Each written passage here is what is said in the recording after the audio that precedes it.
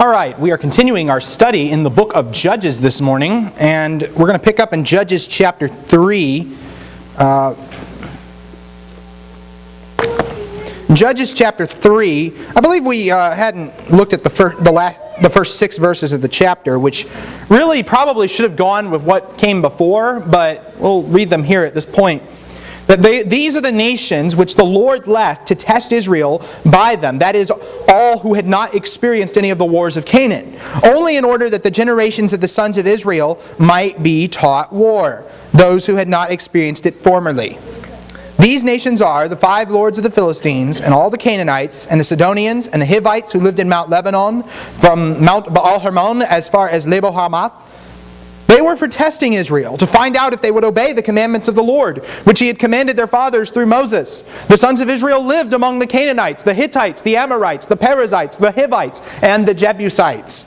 And they took their daughters for themselves as wives, and gave their own daughters to their sons, and served their God. So what we have here is, after that discussion about that cycle of the judges in chapter 2, where he talked about how the nation would apostatize and the Lord would sell them into the slavery to a oppressing nation, and how that oppressing nation would oppress Israel for a certain amount of time, and then Israel would cry out to the Lord, and the Lord would send a deliverer, and the deliverer would save them, and everything would be good for a while, and Israel would serve the Lord for a while until that deliverer died, and then Israel would go right back to their malicious ways, and they would do even more evil than they did before.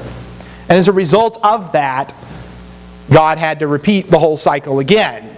We have this, again, as I put it, a cycle of rebellion and restitution and repentance and rescue and rest and rinse and repeat. That's what really happens there.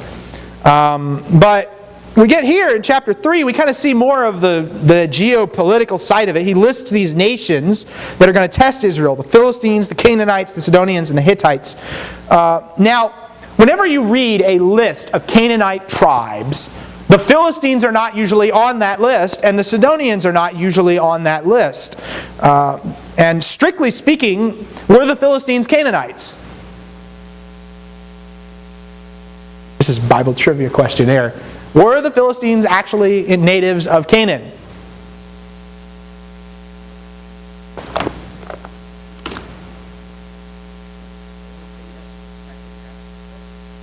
Oh, why do you want to say yes? I'm just curious. Because aren't they located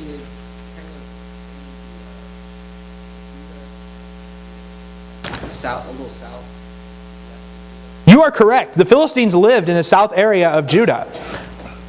But you are all? They were, in fact, as much natives of Canaan as anybody was, because apparently from where Mount Ararat was and man spread out from there, they had to, at some point, all of the Canaanites had to immigrate into the land of Canaan. So, but were the Philistines Canaanites?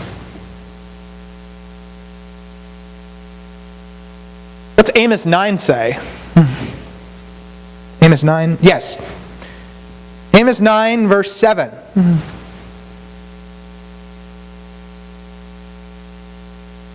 Somebody read that.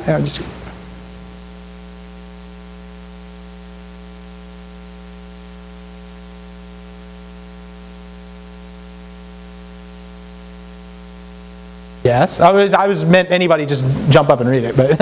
Are you not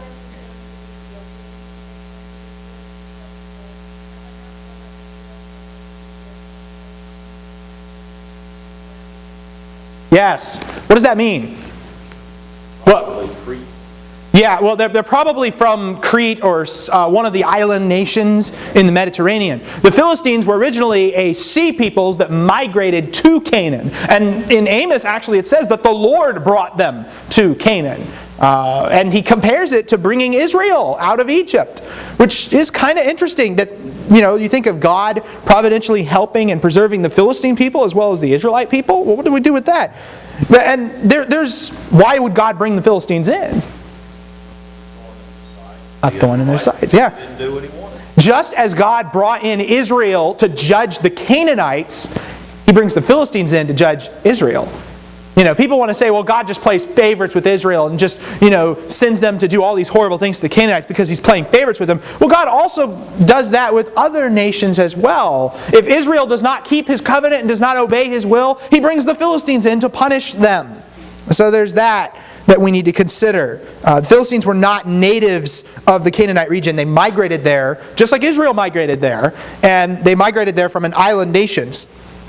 The Sidonians, similarly, they were more inhabitants of Phoenicia, which was modern-day Lebanon, kind of north of the Canaanite region. And all these nations are brought here in verse 4 to test Israel. It kind of elaborates on the test that we saw back in chapter 2, verse 22, that I will no longer drive out the nations which Joshua left when he died in order to test Israel by them, whether they will keep the way of the Lord to walk in it as their fathers did or not. Now, what's the point of the test? It's because God doesn't know how they're going to act? Well, I'm not really sure how Israel's going to behave. I'm going to give them a test and see what is going to happen. Is that how God's operating here?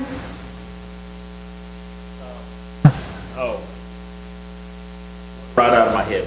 Paul talked about through trials and testing, our faith is made perfect. Mm-hmm. And so the testing here would have been testing the people to increase the faith of the faithful, but then also to make it evident who was not faithful. Yeah, it was actually James in James chapter 1, the testing of your faith produces endurance, and endurance let endurance have its perfect result so that you may be perfect and complete, lacking in nothing. But yeah, you're right. Testing produces perfection, and that's a biblical truth. Paul might have said something like that at some point. We just don't have recorded even. But the point of all of that is that these nations. Now, does Israel pass the test? Spoiler alert, they don't. And what happens in verse 6 is they take their daughters for themselves as wives. They give their daughters to their sons. They served other gods. They didn't pass this test. They violate Deuteronomy 7. They intermarry with the outsiders, with the idolaters. Why was that intermarriage forbidden, by the way? So that they didn't worship the gods of these other nations. Some people use that. Some people use Deuteronomy 7 to, try to forbid interracial marriages. That's not the point of that text at all. The point of that text is to say that you're not supposed to integrate the religions together. You're not supposed to, create this mixed religion. What will happen if you marry somebody that doesn't worship the true God? They will lead you away. They will lead you astray, and their gods will become a snare to you instead. Obviously, that accepts people that convert to the true God, like Ruth or Rahab, who married into the Israelite people, even though they were foreigners, even though Rahab was a Canaanite. Well, they both made similar confessions of the true God, Yahweh, and says, no, that's the true God. That is the living God who rules the earth. Ruth said, to Naomi, your God will be my God, your people will be my people. She proselytizes. That's a totally different thing. That's obviously an exception to the rule. But because it doesn't fit the motive clause of Deuteronomy 7. But what happens when Israel intermarries with the Canaanites? What happens when any two groups of people intermarry? Compromise. They compromise. When two groups of people intermarry, how many groups of people do you have at the end of it? One group of people.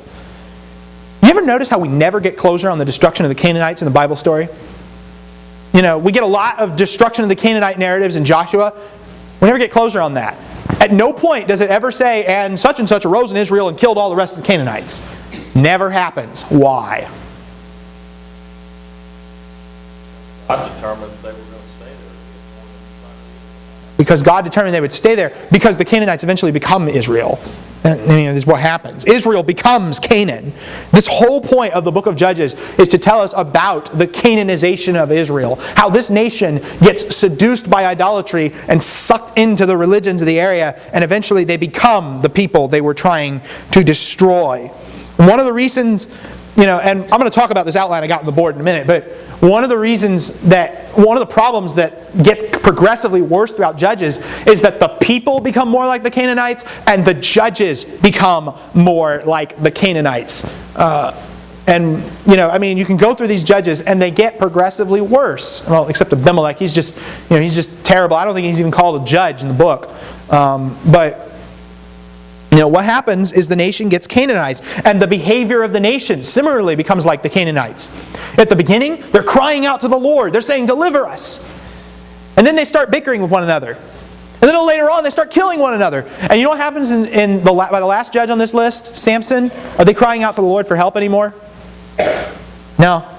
There is no record of Israel crying out to the Lord when the Philistines oppressed them in Judges 13. God eventually sends Samson anyway, and his people hand him over to the Philistines. Yes, Jenna? I didn't catch that. I was going to say they tied him. Yeah, they tied him up and they handed him over.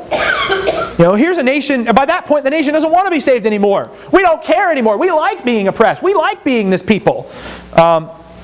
So, how does Israel survive all of this? How do they survive their Canaanization? We read about Israel after the book of Judges, don't we? We read about how Jesus came through the nation of Israel. Well, how do they survive all this? you might say they survived it by God ultimately taking them completely out. It was at the point where the Babylonians came in and destroyed them and carried them away into captivity for 70 years that they finally learned the lesson that God doesn't tolerate idolatry. Mm-hmm. You don't see idolatry among them anymore after that. Yes, yeah, that's a big deal. Judges makes occasional reference to the captivity of the land, like in Judges chapter 18. For instance, when it says that the Danites inhabited Dan until the captivity of the land. One thing that comes up though is, it's only after Israel comes back from exile that they finally get it and they say, oh right, we're not supposed to intermarry with these idolaters. We're not supposed to participate in these cult religions. Then they learn that lesson. Then they finally get the idolatry beaten out of them. By the time of Jesus, Jesus doesn't speak against idolatry because no one in Israel had a problem with it. At least not that kind of idolatry. But Jesus does speak quite a bit against other sins that are being committed, against the hypocrisy of the religious leaders of that day, the Pharisees, who had probably begun to pride themselves a little bit about how, we've learned our lesson. We're so much better than our fathers. We're so much better than everybody else too. Jesus says, no, you're not. He starts tearing them down again and says, we got to rip out the whole foundation and start over. We've got to be born a second time because, it's not, here's a few minor changes that you need to make here and there. It's, here's a whole rebirth that you need to engage in. But how does Israel survive the Canaanization? They survive it by the grace of God, ultimately. God is always and will always have a righteous remnant among His people. And He does protect the seed of Abraham and brings about what He has promised to bless all the inhabitants of the earth. Israel survives all of this by the grace of God. Now, I want to talk a little bit about this chart up here, if there's no questions down through verse 6. What I've done, and this outline is not original to me, there's a book I have called Literary Structure of the Old Testament, where the guy finds chiasms like this and everything. And sometimes they're a little weird and don't make much sense. But this one I thought was interesting. And I better just pull my notes here. What you have here is that you have minor judges like Shamgar, Tola, Jair, Ibzan, Elon, Abdon. Really kind of they're parenthetical to the story. They don't tell them, there's not a lot said about them. But the major judges that we read about are Othniel, Ehud, Deborah and Barak together, Gideon, Abimelech, Jephthah, and Samson. Now they're parallel to each other. Othniel, we read about his good Israelite wife. We read about how his wife had pressed him to extend his territory, and how he had a father-in-law who was brave and who blessed him, and how Othniel's kind of the model judge. He's the good guy. He's from the tribe of Judah. Samson's the opposite of that. Samson, he doesn't have a good Israelite wife. He has bad Philistine wives. He has a father-in-law who betrays him and sells him out. His wives, they don't press him for more territory. They press him to give up his secrets. Like, what is the secret of your riddle? Or what is the secret of your strength? And what happens is, while Othniel leads a unified Israel and saves them, Samson leads a fractured Israel that doesn't want to be saved. The B levels, Ehud and Jephthah. Jephthah, with Ehud, we have a Moabite king, oppresses Israel for 18 years. And this happens in Benjamin. Ehud goes, he gives a secret message to the king, and then he captures the fords of Jordan, and anybody who attempts to cross the fords of Jordan, he kills them with the help of his friends from Ephraim. Jephthah Jephthah's kind of the anti-Ehud. We have the same kind of oppression going on. We have Moab's sister nation, Ammon, oppressing Israel for 18 years. And Jephthah, instead of sending a secret message to the king, he sends a public message, which we can read about. There's this whole speech he gives in Judges chapter 11. The bad judge leads, again, a fractured Israel. Sorry, I'm misreading that. Again, they capture the fords of the Jordan, but this time it's the Ephraimites who want to cross.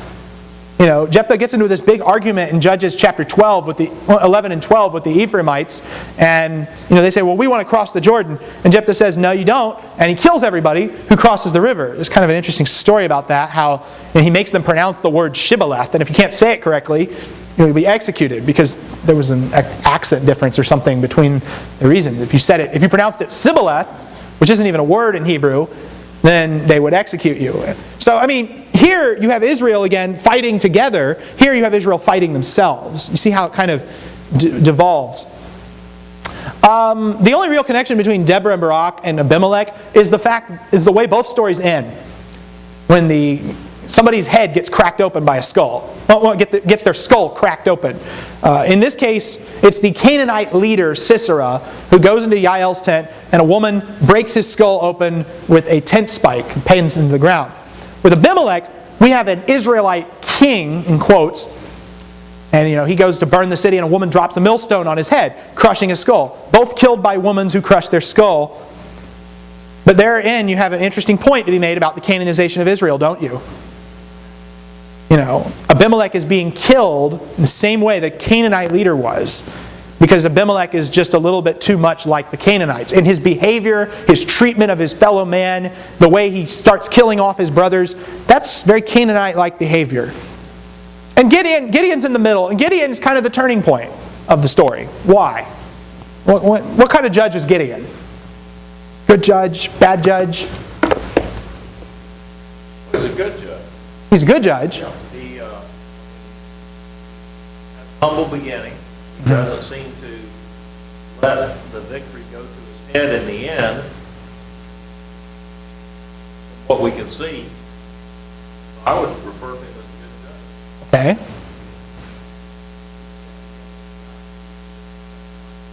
Oh, well, now we've got disagreement. He second guesses God, doesn't really trust Him at first. There's a lot of comparisons between how Gideon is called to do God's work and how Moses was called to do God's work. We'll look at that later on in the class. But yeah, okay. What was Gideon's perspective on idolatry? What did he do about idolatry? What's the very first thing Gideon does when God calls him? He tore down the idol of Baal. That's how the story of Gideon begins, is he tears down his father's idols. But is that all that we know about Gideon and idolatry?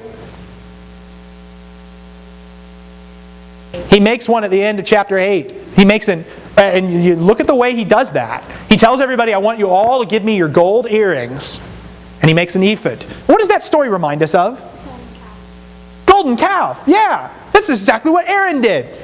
Here, let's make an ephod. And what happens? What does the text say about that ephod? It became a snare to the house of Israel. They began to worship that thing. So at the beginning of Gideon's story, he tears down the idols. You think, okay, this is going to be good. This guy's going to finally fix the problem, right? By the end of the story, he's building the idol. And from then on, everything goes downhill. This is the overall arc of the story of the Judges. And Gideon is the turning point right here, where you think, okay, finally, someone gets it. And then he doesn't get it anymore.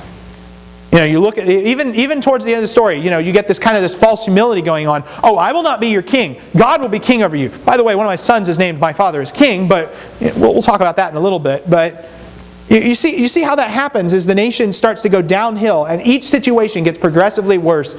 And by chapter 17 through 21, the epilogue of the story, we see that the nation is thoroughly Canaanized.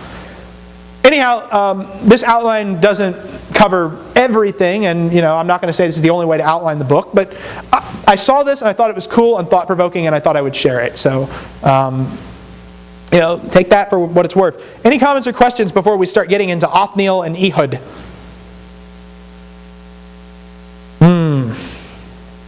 All right. And I do promise that later chapters will go a lot faster than chapters 1, 2, and 3 have gone. I hope so.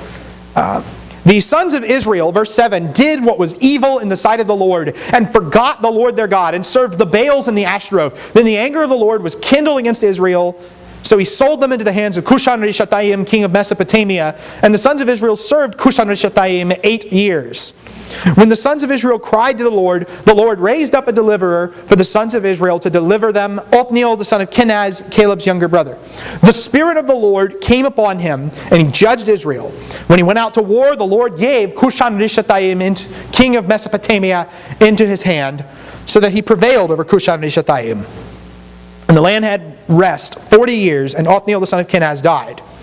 Well, that was pretty quick, wasn't it? That is the shortest judge story in the whole book. Well, not counting the guys in green, the minor judges. And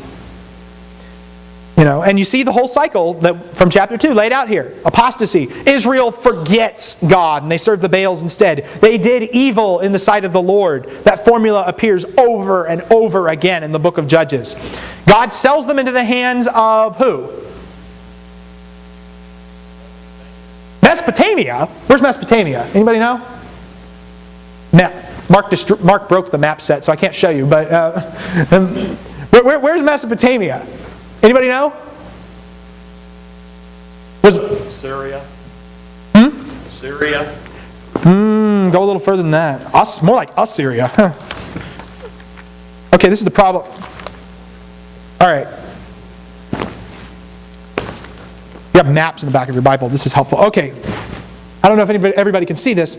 All right, but this little region here is the land of Canaan, right? This is Egypt. This is Canaan. Mesopotamia is way over here.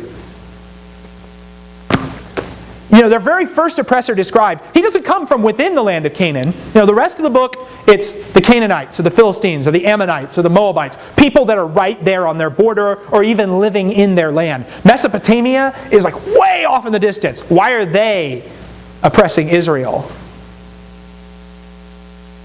Why would a nation that far away be the ones oppressing them? There is some difficulty about how these things are translated too. I mean, Cushan-Rishathaim, for instance, I don't think we know of a Mesopotamian ruler with that name. And given that the name Cushan-Rishathaim means Cushan of double wickedness, I don't think that was his real name. They probably gave this name to him to kind of caricature him a little bit. But why would a nation so far away oppress Israel?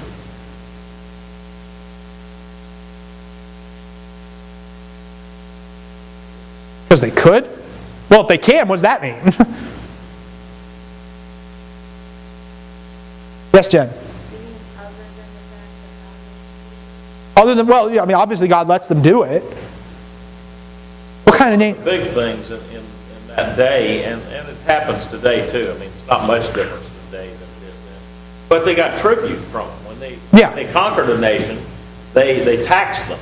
Right. So that put more monies in the coffers of Mesopotamia and made Mesopotamia more wealthy. And so that's why they did it. Right. But you see how the difference here. When Moab oppresses Israel, it's here. You're on our border. We're going to come in and take advantage of you. When Ammon oppresses Israel, it's the same deal. You're on our border. We're just going to take advantage of you and take some of your money, maybe raid you a little bit. With Mesopotamia, it's you've got this big empire. I mean, what you've got essentially is this huge imperial nation that has reached far enough to get into Palestine, which, I mean, you got to understand the history of the ancient world. Assyria, Babylon, they were always trying to take that region. That was the region they were always fighting with. The Egyptians, they'd sometimes butt heads in that region and fight each other there. What's going on here is essentially we've got this isn't some border dispute. This is some mega emperor that is just stuck one of his tentacles in the land of Canaan. How are they going to fight him off? I mean, that must have been an epic battle. We're told so little about it, it's just crazy. I always think it's interesting, the Bible just kind of glosses over the stuff that you go, wait, that would have been interesting to read about. It shows that God's emphases and priorities are not necessarily what ours are. But in the case of Othniel, what we have is that he's the only judge. He's the only judge where we don't see his shortcomings mentioned. He's the only judge who who has to fight this faraway imperial emperor, and he wins. He pushes him out of Canaan. And the land has rest for 40 years. How does he do it? Not by his own might, not by his own power, by the Spirit of God. Zechariah chapter 4, verse 6. God gave Cushan-Rishathaim into his hand. One other thing, it's interesting that it's not the people that get rest for 40 years, it's the land that gets rest. The people are, eventually the land's failure to get rest is cited as the reason for captivity in 2 Chronicles 36 in verse 21. And so that's Othniel, the ideal judge. We could say more about him. Anybody got any comments or questions before we move on? Back up to one thing. You had asked about God need to know. Did God have to find out whether they were going to be faithful or not? And there's one thing that just came to mind, and we kind of skirted around it. That's free will. Man has free will, but free will without the opportunity to choose is not free will. And so God gave them free will, but then He gave them the opportunity to choose whether they would serve gods of the Canaanites. Okay, it's true. We got to be careful that free will doesn't negate the fact that God can know things ahead of time. There's no passage in Scripture that says God chooses not to know things, and I think we cross into dangerous territories when we start making rules like that. Jenna. So is this saying that Othniel was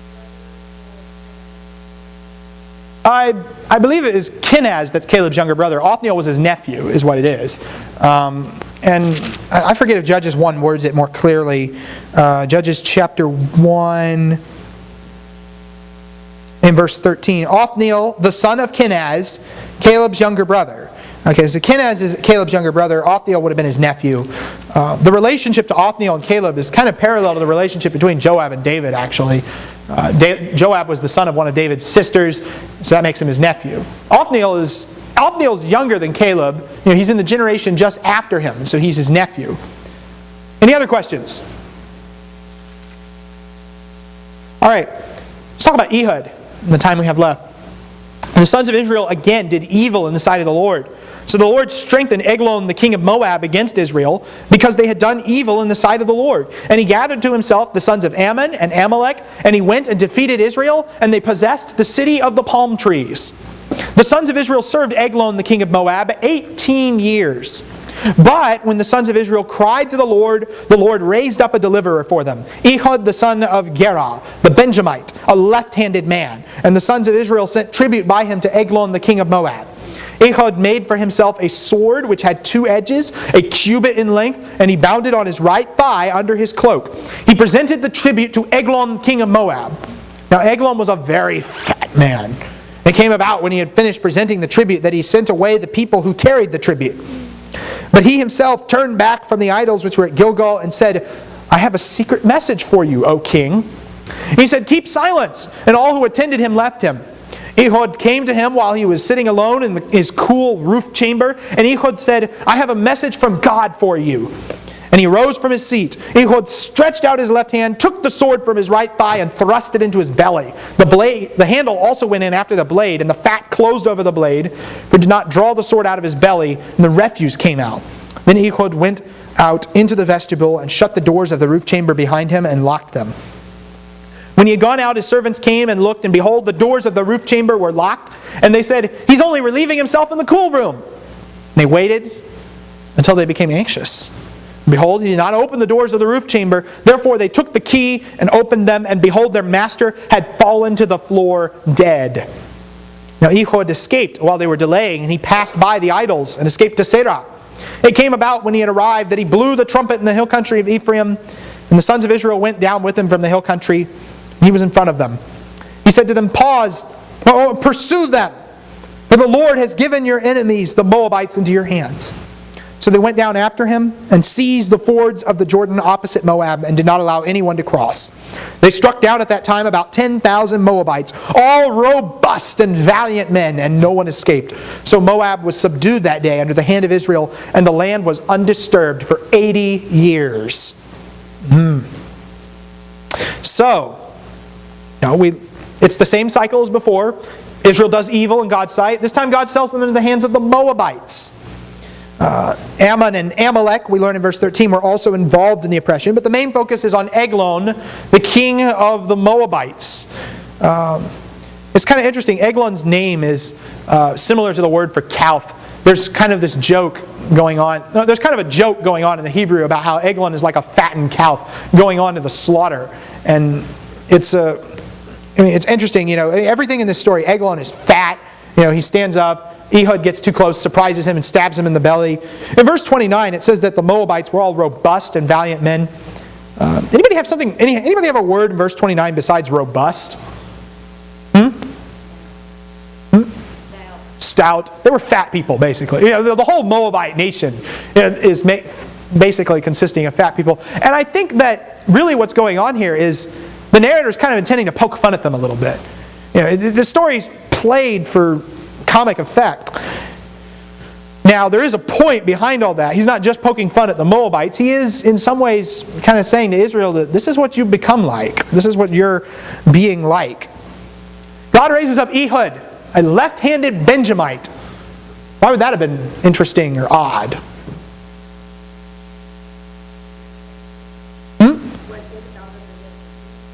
Yeah, there's some ancient peoples that thought if you were left-handed, you were kind of possessed by the devil or whatnot. I don't know. I don't know what the case was necessarily in Israel about that. There's something else too. What's ironic about the fact he's from the tribe of Benjamin? What does the name Benjamin mean? Anybody remember? Son of my left hand. Wrong. What's the name Benjamin mean? Yes, Jenna? Son of my right hand. Son of my right hand, yes. Yeah, Benjamin means son of my right hand. Yeah, we make an L with this one, and I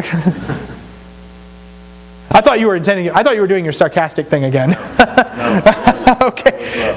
I had it backwards. Oh, okay, yeah. No, Benjamin means son of my right hand. That's what Jacob names him in Genesis 35. Ehud's left-handed. In fact, almost every left-handed person you read about in the Bible comes from the tribe of Benjamin. You ever think about how weird that is?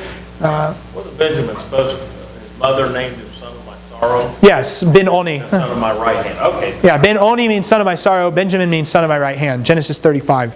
But yeah. Okay, so Ehud, he's left-handed. He's from the tribe of the right-handed man.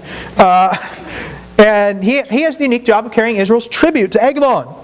He's got a double-edged sword. He puts it on his right thigh because nobody's going to think to check there. They're not very good at frisking him for weapons. There's no full-body scanners at the entrance to Ehud's palace.